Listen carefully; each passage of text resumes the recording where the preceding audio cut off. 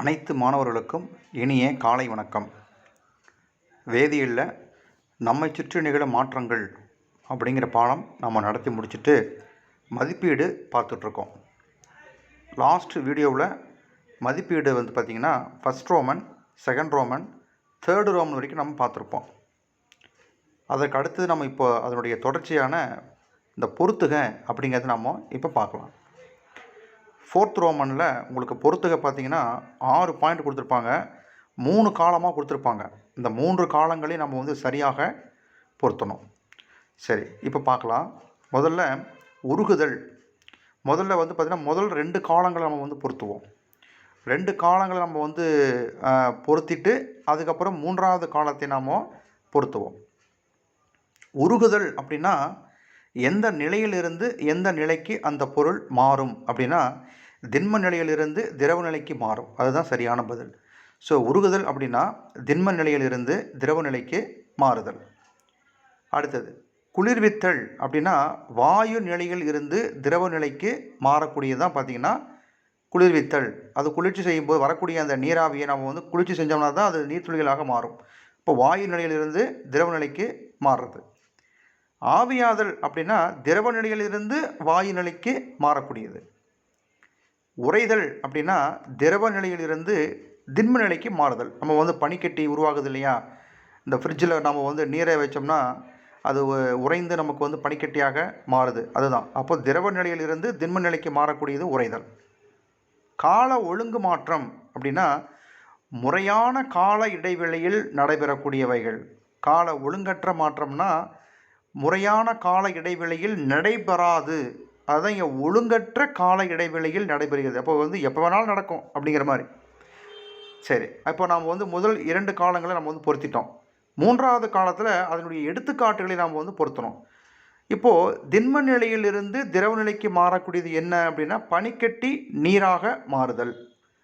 வாயு நிலையிலிருந்து திரவ நிலைக்கு மாறக்கூடியது நீராவி துளிகள். அது பார்த்திங்கன்னா துளிகளாக மாறுது, நீர் துளிகளாக மாறக்கூடியது. ஆவியாதல் அப்படின்னா நீரிலிருந்து நீராவியாக மாறக்கூடியது. திரவ நிலையிலிருந்து திண்மத்திற்கு மாறக்கூடியதுன்னா பனிக்கட்டி உருவாகிறது. கால ஒழுங்கு மாற்றம்னா கடிகார முள் துடிப்பது. மிச்சம் ஒன்றே தான் இருக்குது. ஒழுங்கற்ற கால இடைவெளியெல்லாம் பூக்களை சேகரிக்கிறது. ஸோ இதுதான் உங்களுக்கு ஒரு பொறுத்துக, ஒரு முக்கியமான ஒரு பொறுத்துக. இது நல்லா நீங்கள் பொருத்தி பாருங்கள். சரி, 5வது ரோமன் லெட்டர் 5ல் பாருங்கள். பின்வரும் மாற்றங்களை இயற்பியல் மற்றும் வேதியியல் மாற்றங்களாக வகைப்படுத்துக. 5 மார்க் கேள்வி இது. உங்களுக்கு 5 மார்க்களில் நீங்கள் இது மாதிரி வகைப்படுத்தணும்னு சொல்லி கொடுத்துருப்பாங்க. நிறைய கொடுத்துருக்காங்க. இங்கே இதில் என்னென்ன கொடுத்துருக்காங்கன்னா சொரசொரப்பான மரக்கட்டையினை மணலிட்டு தேய்த்து வழுவழுப்பாக்குவது. இந்த இது பார்த்தீங்கன்னா உங்களுக்கு இயற்பியல் மாற்றமா அப்படின்னு பார்க்குறாங்க. இரும்பு ஆணி துருப்பிடிக்கிறது.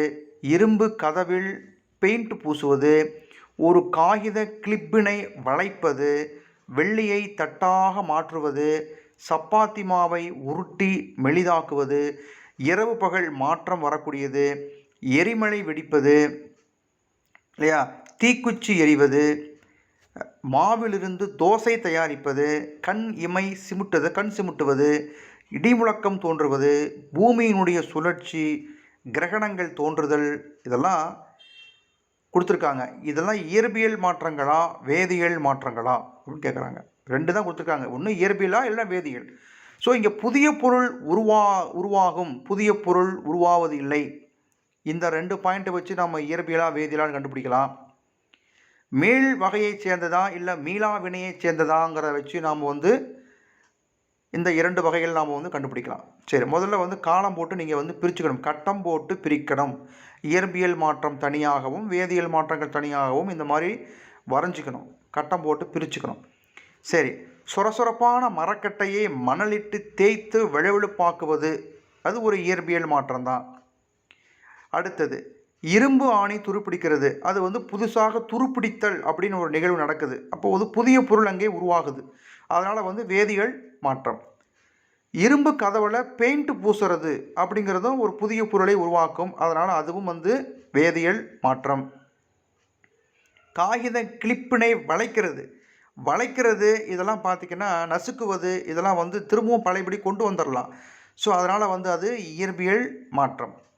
வெள்ளித்தட்டு மாற்றுவதுங்கிறாங்க. வெள்ளித்தட்டை வந்து மாற்றுறதுமே இயற்பியல் மாற்றம் தான். அதாவது தோற்றத்தில் மாற்றம் ஏற்படக்கூடியது, அவ்வளோதான். அதாவது அதனுடைய நீளம், அளவு, வடிவம் இதெல்லாம் மாற்றங்கள் இருக்கிறது எல்லாமே இயற்பியல் பண்புகள் ஏற்படக்கூடிய மாற்றம். அதனால் அது இயற்பியல் மாற்றமே. சப்பாத்தி மாவை உருட்டி மெலிதாக மாற்றுவது. அப்போ அதனுடைய வடிவத்தை தான் மாற்றுறோம் இல்லையா, அதனுடைய தன்மை மாறலை. சப்பாத்தி மாவை உருட்டி மெலிசாக நீங்கள் போட்டாலுமே அது சப்பாத்தி மாவு தான், அது வேற ஒன்றா மாறலை. சப்பாத்தியை சுட்டுட்டா தான் அது வேறு மாதிரி மாறிடும். நாம் வந்து செய்கிறாங்க சப்பாத்தி மாவை உருட்டி மெலிசாக பண்ணுறோம், அப்போ அதனுடைய தன்மை மாற போகிறதில்ல, அதனுடைய அளவும் வடிவம் தான் மாறுது. ஸோ அது இயற்பியல் மாற்றம். அடுத்தது பார்த்தீங்கன்னா என்ன கொடுத்துருக்காங்க அப்படின்னா இரவு பகல் மாற்றம். இரவு பகல் மாற்றம் எங்கே இருக்குது உங்களுக்கு? இதெல்லாம் வந்து இயற்கையில் நடக்கக்கூடிய மாற்றம். எரிமலை வெடிப்பது. எரிமலை வெடிப்பது அது என்னது? இயற்கையில் நடக்கக்கூடிய மாற்றம். அடுத்தது மாவிலிருந்து தோசை தயாரிப்பது. மாவிலிருந்து மாவாக இருக்கும்போது அதனுடைய தன்மை வேறு, தோசையாக மாறும்போது அதனுடைய தன்மை வேறு. அடுத்தது என்ன கொடுத்துருக்காங்க? கண் இமை சிமிட்டுவது. அது இயற்கையே நடக்கிறது, அவ்வளோதான். புதுசாக எதுவும் அங்கே உருவாகலை இல்லையா, அது வந்து கண் இமை சிமிட்டுவது. பூமியினுடைய இடி முழக்கம் தோன்றுவது வந்து பார்த்திங்கன்னா ஒரு வேதியியல் மாற்றத்தை அங்கே உருவாக்கும். பூமியினுடைய சுழற்சிங்கிறது புதுசாக எதுவும் உருவாக்குறதில்லை, அதனுடைய சுழற்சி தன்னை போல் சுற்றி தான் சுழற்சியிலே தான் இருக்க போகுது. அதனால் அது வந்து இயற்பியல் மாற்றம். கிரகணங்கள் தோன்றுவதும் இயற்பியல் மாற்றமே. அது மாதிரி புதிய பொருளை உருவாக்கும் அப்படின்னா அது வேதியியல் மாற்றம். உருவாக்காது இயல்பாக அதனுடைய என்ன சொல்கிறது, இயற்பியல் பண்புகளில் மட்டும் மாற்றம் அப்படின்னா அது வந்து இயற்பியல் மாற்றத்துக்கு தான் பொருந்தும். ஸோ இந்த மாதிரி நீங்கள் வந்து இயற்பியல் மாற்றங்களா வேதியியல் மாற்றங்களாங்கிறத நீங்கள் எழுதுங்க. சரி, இதுக்கு அடுத்தது என்ன கொடுத்துருக்காங்க? ஒப்புமை தருக. இயற்பியல் மாற்றம் அப்படிங்கிறதுக்கு ஒப்புமை மாற்றம்னா ஒப்புமை தருகன்னா முதல்ல ஒரு இது வந்து பார்த்தீங்கன்னா பொருந்திருக்கும், ஒரு இதுக்கு நீ வந்து அதுக்கு தகுந்த மாதிரி நீங்கள் வந்து பொருத்தணும். இயற்பியல் மாற்றம் கொதித்தல் இயற்பியல் மாற்றம் இல்லையா, அப்போ வேதியியல் மாற்றத்துக்கு அது எரிஞ்சால் அது புதுசாக ஒரு பொருளை உருவாக்கும், அதனால் அது வேதியியல் மாற்றம். மரக்கட்டையிலிருந்து மரத்தூள் டேஷ் தெரியாது. சரி, அடுத்தது பாருங்கள், மரக்கட்டையிலிருந்து சாம்பல் உருவாகுவது அப்படின்னா அது வந்து வேதியியல் மாற்றம். அப்போ மரக்கட்டையிலிருந்து மரத்தூள் உருவாகுது.